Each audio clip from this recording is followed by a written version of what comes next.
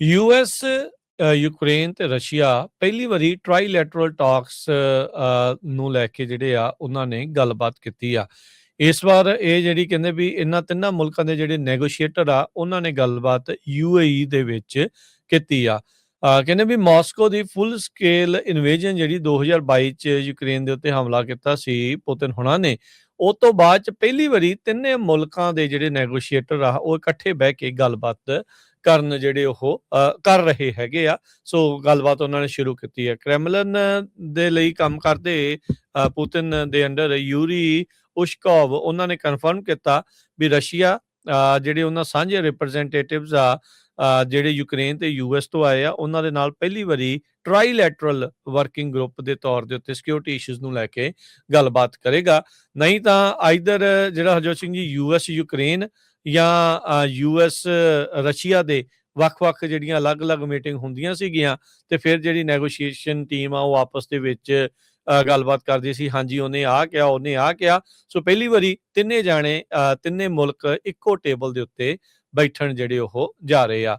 ਕਹਿੰਦੇ ਵੀ ਇਹ ਹੁਣ ਗੱਲਬਾਤ ਉਦੋਂ ਹੋ ਰਹੀ ਆ ਜਦੋਂ ਰਾਸ਼ਟਰਪਤੀ ਟਰੰਪ ਦੇ ਜਿਹੜੇ ਸਪੈਸ਼ਲ ਐਨਵਾਇ ਸਟੀਵ ਵਿਟਕੌਫ ਜਿਨ੍ਹਾਂ ਨੂੰ ਇਹਨਾਂ ਨੇ ਜ਼ਿੰਮੇਵਾਰੀ ਦਿੱਤੀ ਆ, ਨਾਲ ਉਹਨਾਂ ਦਾ ਜਿਹੜਾ ਜਵਾਈ ਜੈਰਡ ਕੁਸ਼ਨਰ ਉਹ ਰੀਸੈਂਟਲੀ ਪ੍ਰੈਜ਼ੀਡੈਂਟ ਜਿਹੜਾ ਪੁਤਿਨ ਆ ਰਸ਼ੀਆ ਦਾ ਉਸ ਨੂੰ ਮੁਲਾਕਾਤ ਕਰਕੇ ਜਿਹੜੇ ਉਹ ਆਏ ਸੀਗੇ।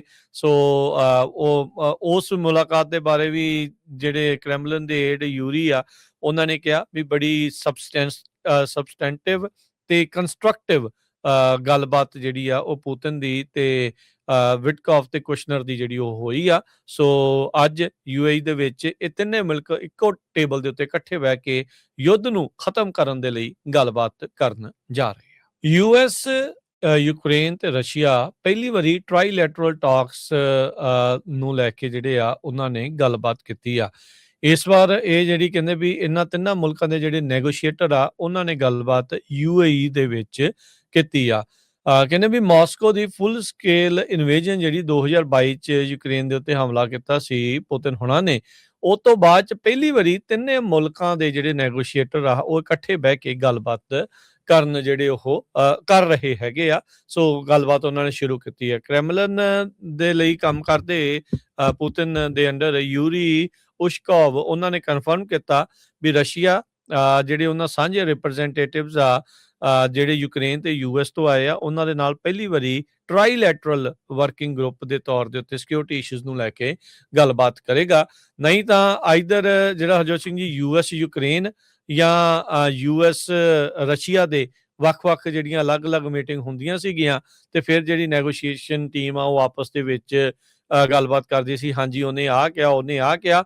ਸੋ ਪਹਿਲੀ ਵਾਰੀ ਤਿੰਨੇ ਜਾਣੇ ਤਿੰਨੇ ਮੁਲਕ ਇੱਕੋ ਟੇਬਲ ਦੇ ਉੱਤੇ ਬੈਠਣ ਜਿਹੜੇ ਉਹ ਜਾ ਰਹੇ ਆ। ਕਹਿੰਦੇ ਵੀ ਇਹ ਹੁਣ ਗੱਲਬਾਤ ਉਦੋਂ ਹੋ ਰਹੀ ਆ ਜਦੋਂ ਰਾਸ਼ਟਰਪਤੀ ਟਰੰਪ ਦੇ ਜਿਹੜੇ ਸਪੈਸ਼ਲ ਐਨਵਾਇ ਸਟੀਵ ਵਿਟਕੌਫ ਜਿਨ੍ਹਾਂ ਨੂੰ ਇਹਨਾਂ ਨੇ ਜ਼ਿੰਮੇਵਾਰੀ ਦਿੱਤੀ ਆ, ਨਾਲ ਉਹਨਾਂ ਦਾ ਜਿਹੜਾ ਜਵਾਈ ਜੈਰਡ ਕੁਸ਼ਨਰ ਉਹ ਰੀਸੈਂਟਲੀ ਪ੍ਰੈਜ਼ੀਡੈਂਟ ਜਿਹੜਾ ਪੁਤਿਨ ਆ ਰਸ਼ੀਆ ਦਾ ਉਸ ਨੂੰ ਮੁਲਾਕਾਤ ਕਰਕੇ ਜਿਹੜੇ ਉਹ ਆਏ ਸੀਗੇ। ਸੋ ਉਸ ਮੁਲਾਕਾਤ ਦੇ ਬਾਰੇ ਵੀ ਜਿਹੜੇ ਕ੍ਰੈਮਲਨ ਦੇ ਏਡ ਯੂਰੀ ਆ ਉਹਨਾਂ ਨੇ ਕਿਹਾ ਵੀ ਬੜੀ ਸਬਸਟੈਂਟਿਵ ਤੇ ਕੰਸਟਰਕਟਿਵ ਗੱਲਬਾਤ ਜਿਹੜੀ ਆ ਉਹ ਪੁਤਿਨ ਦੀ ਤੇ ਵਿਟਕੌਫ ਤੇ ਕੁਸ਼ਨਰ ਦੀ ਜਿਹੜੀ ਉਹ ਹੋਈ ਆ। ਸੋ ਅੱਜ ਯੂਏਈ ਦੇ ਵਿੱਚ ਇਹ ਤਿੰਨੇ ਮੁਲਕ ਇੱਕੋ ਟੇਬਲ ਦੇ ਉੱਤੇ ਇਕੱਠੇ ਬਹਿ ਕੇ ਯੁੱਧ ਨੂੰ ਖਤਮ ਕਰਨ ਦੇ ਲਈ ਗੱਲਬਾਤ ਕਰਨ ਜਾ ਰਹੇ ਆ।